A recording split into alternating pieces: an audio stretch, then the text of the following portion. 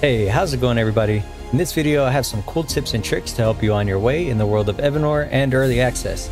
If you find these helpful, make sure to subscribe as I'll be covering Wayfinder in more detail in upcoming videos.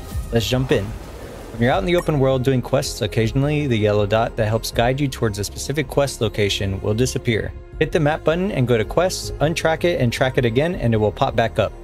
You have fast travel available to you and it's better than you might realize. You can use it anywhere without actually being at one of the gate stones, so you don't have to run to one of the gates just to use it. You can even use it to get to a totally different map, for example from the Highlands to Skylight. Just open your map, press view world map, and then select a waypoint and you'll teleport there immediately. Combat in this game will punish you for spamming your weapon abilities, in particular due to some lengthy animations. You'll want to take a more methodical approach to using weapon attacks at the right time, as well as abilities instead of just spamming everything you can. This will free you up from being locked into an animation while something explodes under your feet. Even more important is knowing when to block or parry an attack and what to look for.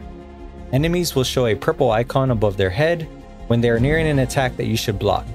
Paying attention to this animation will help you quite a bit during combat and staying alive. Pay attention to the echo type when slotting echoes, as slotting the same type will be half the cost as others. You'll have a specific echo capacity that you can't go over, so squeezing every bit you can will be very important. You can see the icon at the top and match it while you look for an available echo of the same type. They are also generally highlighted in a green color as well. Lastly, there are various tiers of echo where higher tiered echoes provide more benefits. Once you've unlocked the ability to use Echo Fusion, it will appear on the bottom right while looking at an echo. Through Fusion, you can select a main echo that will increase in rank and thus gain power by sacrificing or fusing other echoes you choose. If you use the same exact echo host type, for example I'm using Deadeye Strike echoes, they will give more XP towards the fusion than others. You can also tell how much XP it gives towards being able to fuse through the bar at the bottom or the numbers underneath each echo. Better quality echoes will have more ranks available to use in the fusion process. Purple is better than blue, which is better than green. If you have enough to fill the bar, click Fuse Echoes and it will increase in rank and stats. Next, we're going to look at the affinity system, but first I want you to take note of the accessories I have here and their stats, for example, weapon power. The affinity system provides increased stats to your accessories and they're indicated off to the right side with their icons. So increasing a specific affinity category increases the stats of that category directly to your accessories, should they have those stats. Your accessory affinity is based off percentage, while you can directly rank up affinity categories to your weapon on the bottom section. Take note of the cost to upgrade and compare to what you have available towards the top right of the screen.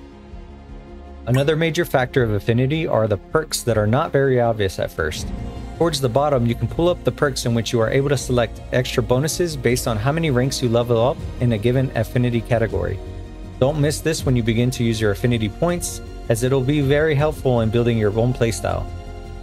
Next, we have crafting items and their mats and how to tell where to get them. You can see here to craft a weapon it gives you the needed parts. When we highlight over a needed part and click on View Ingredient Details, it will let you know where to get that specific material, whether it's through lost zones or based off using a mutator or even just out in the open world. This works the same for other crafted items such as consumables and accessories. While we look at accessories, don't miss the fact that there are item sets that come with bonuses for meeting the requirements. Off to the side, you will see what items are needed for the set, and below that, what bonuses you would receive for wearing 2 pieces or wearing 3. When equipping accessories, you can easily compare items by designating the equipped accessory to compare new items against by selecting it at the top of the screen. And should you need additional accessories, you can always buy some more at the shop. While out in the Highlands, look for green glowing chests often guarded by mobs. They typically reward accessories quite often and is an easy way to pick up more pretty quickly.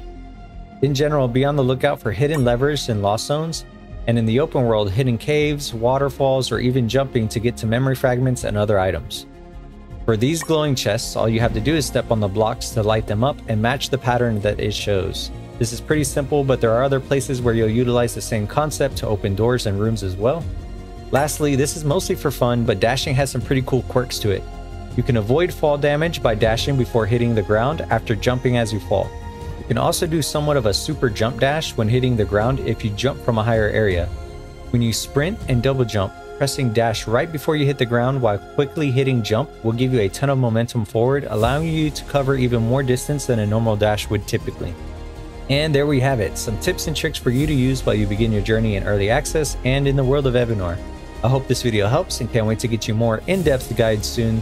Best of luck and thank you so much for watching. Don't forget to subscribe for more Wayfinder content, and I'll see you in the next one.